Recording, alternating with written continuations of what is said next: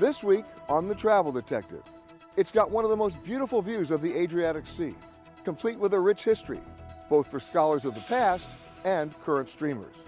This Croatian city has weathered its share of war and remembrance, and that history is still being written. I'll share with you some of my hidden gems of Dubrovnik. That's our cover story. Plus, people around the world seem to share one thing in common: the desire for a better future. However, this hope is often filled with uncertainty. So get ready. I'll show you which countries are the most pessimistic. And then, French Lick, Indiana is where NBA legend Larry Bird grew up, but it's also home to an amazing hotel with a past, dating way back to the 1800s. I'm Peter Greenberg.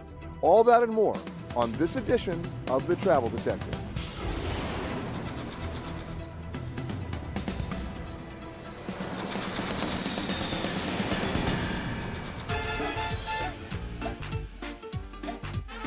As most countries in Europe remain closed to U.S. travelers, one country in the region, Croatia, stayed open. So how did they do it? And what does it mean to your travels? I came to Dubrovnik to find out.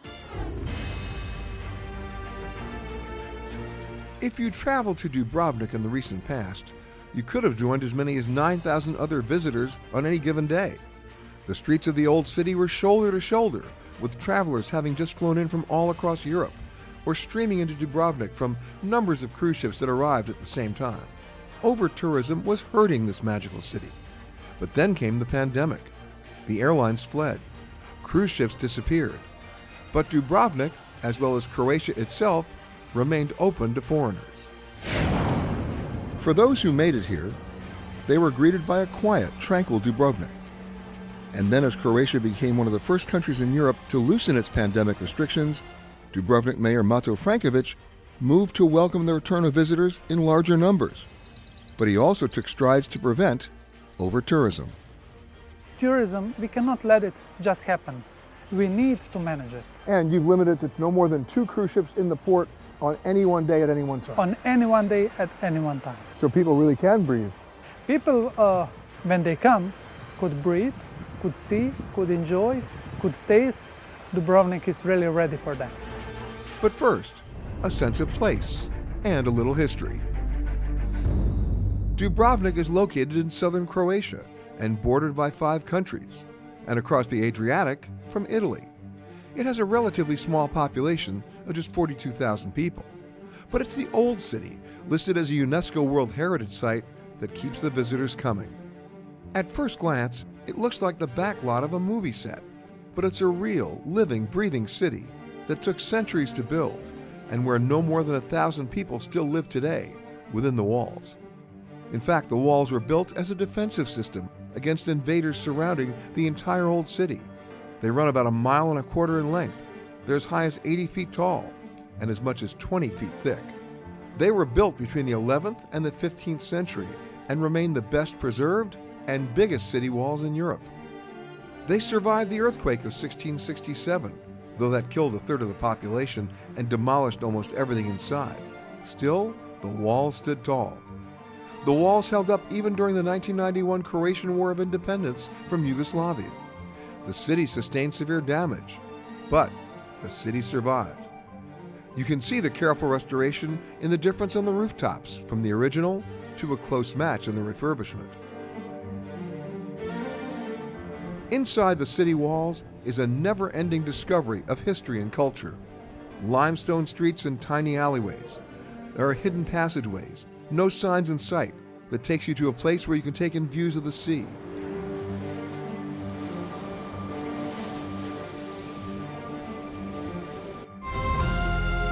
And then there are these steps, made famous recently for a certain shameful scene in the Game of Thrones. And when the production came to town, just about everyone got involved. Like a number of Dubrovnik locals, Anna Matic was used as an extra on the series. The directors loved Dubrovnik and chose it to be King's Landing because they hardly had to change any setups to do the shooting. What surprises visitors the most, that this is an actual staircase that's used on everyday basis and has been existing here before the Game of Thrones, same as the entire city that surrounds us. But mind you, we do not have dragons. No dragons. I've got an admission to make. Strange as it may seem, I've never even seen the Game of Thrones, but I've been walking these stairs for more than 30 years. They date back to the 1700s, and they've got quite a story to tell. They're named the Jesuit Steps, built after that 1667 earthquake that leads to the Jesuit monastery and church school complex.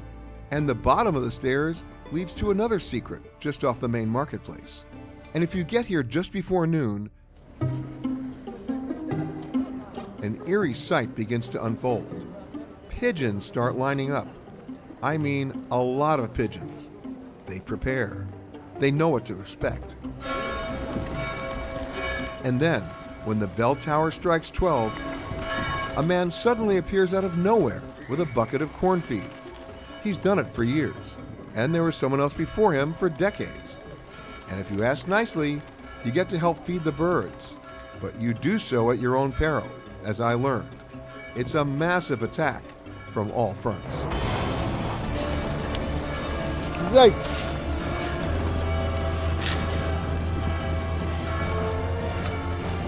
This is nuts! Here I come!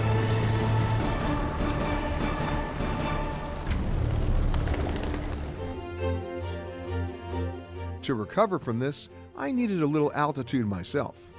Most visitors are encouraged to take the gondola in Dubrovnik. I get it. Look at this view. You can't beat it. In the high season, just a little under 20 bucks. But here's the key. It's what you do when you get to the top that makes the difference.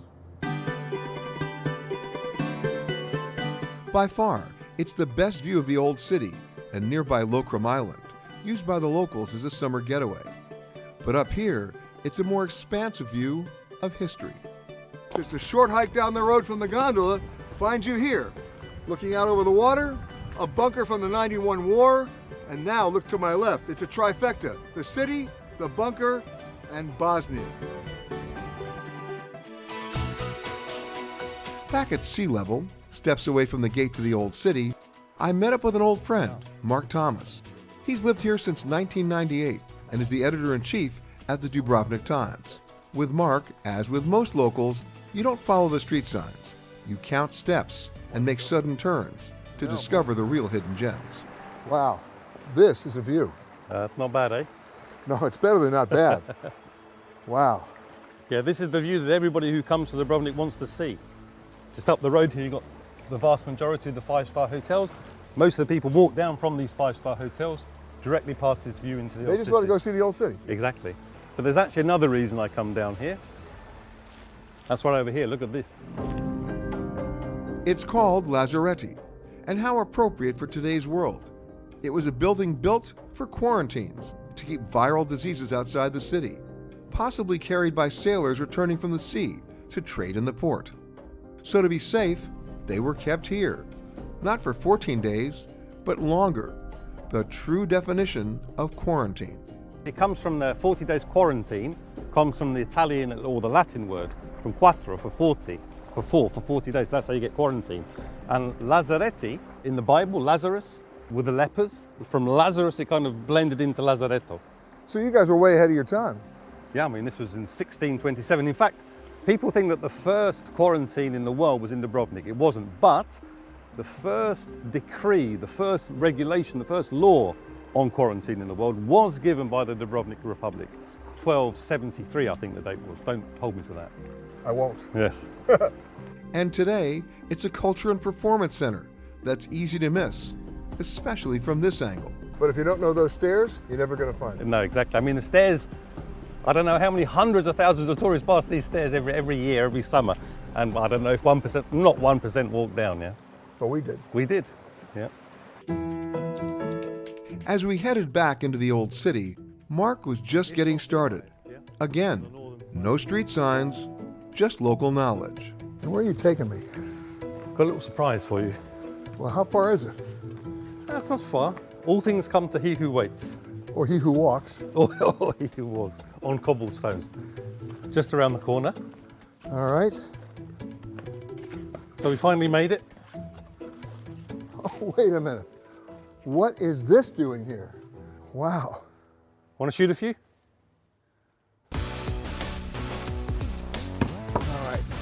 Talk about a court with a view. One of the coolest and most unexpected basketball courts I've ever seen. As you may know, basketball is huge in Croatia, and while this court is open to the public, it's not easy to find. Again, no signs anywhere, but thanks to Mark and a few unexpected turns, I got to get my Michael Jordan on. With the bells ringing, the clock counting down, he fires. Ah! Yes! Nothing but net. And if you look carefully, there is no net. But I love it. Thank you.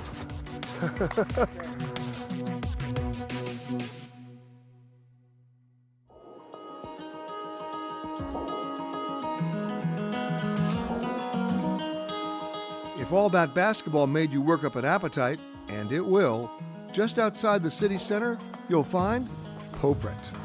It's a tavern where you can order peka, a traditional Croatian dish of meat and vegetables. Today, head chef Sandra Arnaut is working with lamb.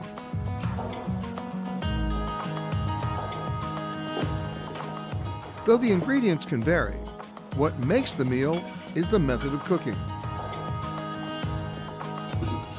Peka translates to under the bell.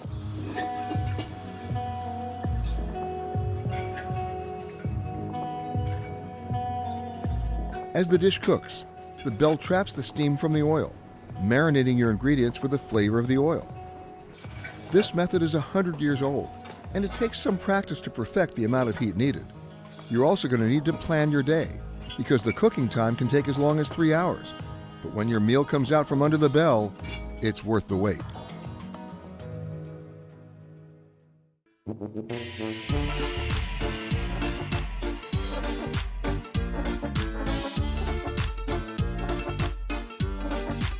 Then you must take a 90-minute drive up the Adriatic coast to the Pelješac Peninsula. It's a beautiful route, and the vineyards hug the steep hillsides. This is where the locals go when they want to slip away for some wine tasting. The wine produced here is known for its low acidity and higher than usual alcohol content. Hint, designated driver. But there's one winery here that was truly a first of its kind. And to get there, you have to hop on a boat on Mallistone Bay. In this area, Vale of Mallistone is same temperature all year, 15 degrees. What is the best to keeping red wine. That is one of the reasons why we put wine in the sea. You heard that right. At Edivo Winery, you don't just select your wine from a cellar, you pick it from the bottom of the bay. It was the first underwater winery in the world, and Ivo Shagovic and his partner were inspired by the amphora, an ancient ceramic wine vessel. Me and my partner Eddie, we have idea before 2,000 years, 3,000 years, wine is keeping in the amphora. And we come to the idea to put bottle in the amphora, because when we put bottle in the amphora, it is wine is in the dark. The wine bottle is placed in an amphora and stored at the bottom of the bay for up to 2 years, under lock and key, to prevent theft by wine pirates. The constant temperature and lack of oxygen and light creates what Edivo considers to be a superior wine. When you open it and put in the glass, that's the first time the wine from the amphora see light. And it tastes better. That's better. Of course, I wasn't just going to take his word for it. I needed to try some. Guests are allowed to scuba dive down and pick out a bottle, but I decided to let Ivo make my selection.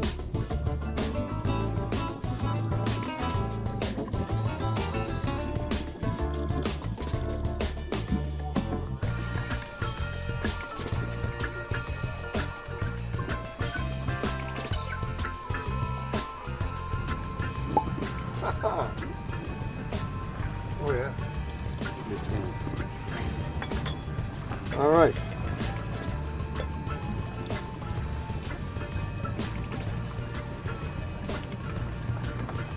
Oh, yeah. Ooh, that's good.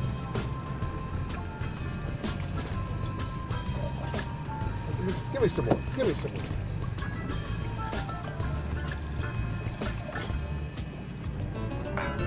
Cheers.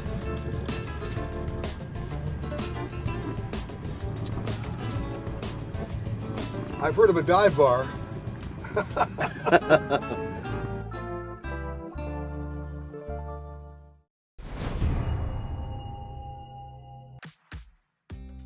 When it comes to travel in our general worldview, are you an optimist or a pessimist? A British data analytics firm surveyed citizens from around the globe to determine if they looked at the glass as half full or half empty. And the results might surprise you. The most pessimistic country in the world? France, where 81% of the people surveyed believe the world is getting worse. Number 2 most pessimistic destination? Hong Kong, followed by Australia, where about 70% of those surveyed had a dim view of our future. Where did America rate? The U.S. is ranked as the 8th most pessimistic country in the world, and only 6% of our fellow Americans felt things are actually improving. And on certain issues, it seems Americans think things are actually worse than they really are. A majority of Americans believe the murder rate has increased since 2000, when in fact the number of killings has dropped. And here's another surprise. The most optimistic nation? China. Only 33% surveyed felt their lives were deteriorating.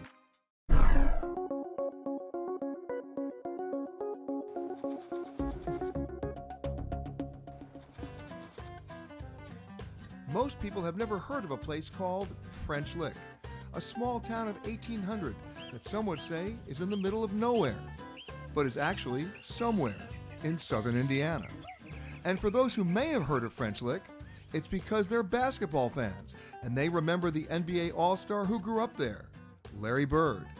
You can see images of Larry just about everywhere in French Lick, from street signs to local bars, even the local school. This hotel actually started out as 2 separate entities, the French Lick Springs Hotel in 1845 and the West Baden Hotel in 1855. They've now been combined under one management and carefully and meticulously restored. These are truly historic hotels of America. But what are these 2 hotels doing in a place called French Lick? Well, it's all about the water. It goes back to 1845, when a physician from a neighboring small town began exploring the healing properties of the area's mineral waters. Soon he created a retreat, and when he built it, they did come, by the hundreds. Soon the railroad came, and right at the turn of the last century, they built the first golf course there, and the resort got bigger. In 2009, they opened up the championship Pete Dye designed golf course here. But golf in French Lick goes way beyond that, back to 1907. And in 1924, the PGA first came here. And guess what? They're still here. Sadly, sales of the mineral water ended due to measurable traces of lithium. And then these 2 giant hotels started to fade, until a concerted effort, requiring millions of dollars, commenced a major and ongoing, some would even say unprecedented, restoration. George Ridgway was brought in to supervise. Now, if I didn't know any better, George, I'd say that's a bank. Well, those were the original cages for the check-in, but in fact, there was one of them. It was a Western Union for wire service. And then this floor was what, covered by carpet? Covered by carpet. You didn't even know it was in there. Didn't know it was here. And then you pulled it up. And found this amazing ceramic tile and patterns. And of course, then we had to restore the floor. All that floor. All of it. Now, I see a lot of gold here. There's a lot of gold leaf in all the projects, not just West Baden or French Lick. We like to say there's probably a half a ton of gold leaf, but who's counting? And you had to pull it all back in. And we did. We had to bring it all back in. So you've been at this a while. We've been at it for, some of us, 20 years. We've spent $560 million on this project, and we're in it for the long haul. Well, at $560 million, you will be in it for the long haul. We certainly will. And the 2 hotels are connected by this authentic 1930 diesel trolley built in Portugal. And how it got here, I have absolutely no idea. I always like to give a little history of what used to go on here in the 1600s. But someone who does know is motorman, or more appropriately, motor woman, Cheryl Yadon. I'll be your motorman taking you down the track. And of course, you will be riding in a historical car that was built in Portugal in 1930. So, destination is West Baden. Now, coming up ahead, the lovely building was built by the Monon Railroad. You know, it was built when the Monon passenger train came here in the late 1800s. Today, it is now known as the Indiana Railway Museum. The old trolley moves at about 8 miles per hour. Top speed is only 12. Between the French Lick Springs Hotel and the West Baden Hotel, a place with its own special history and architecture.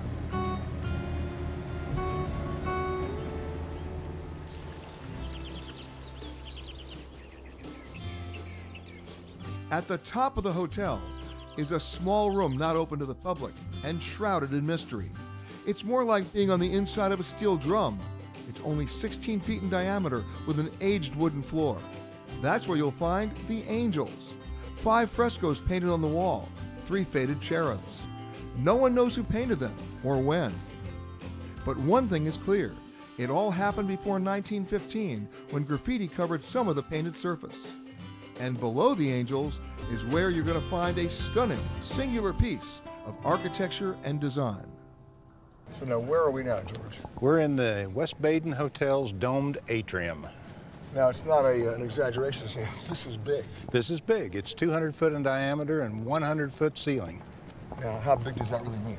Well, it was the largest freestanding dome in the world until 1964. What happened in 1964? And they built that thing in Houston called the Astrodome.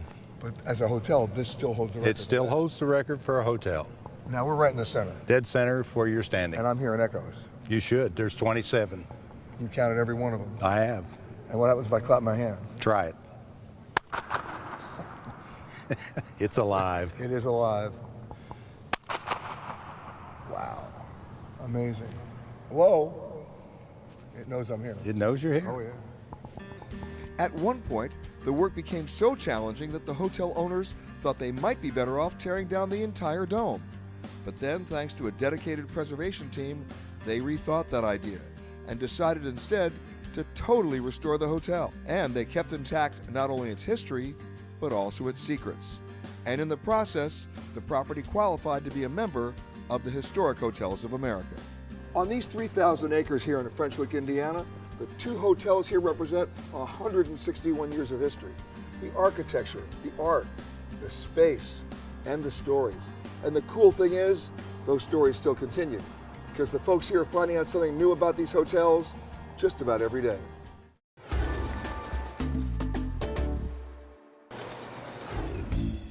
Sometimes when you travel, it's just nice to have a break from cars, as well as the noise and pollution associated with them. Luckily, there are still some special destinations around the world that are perfect for this purpose.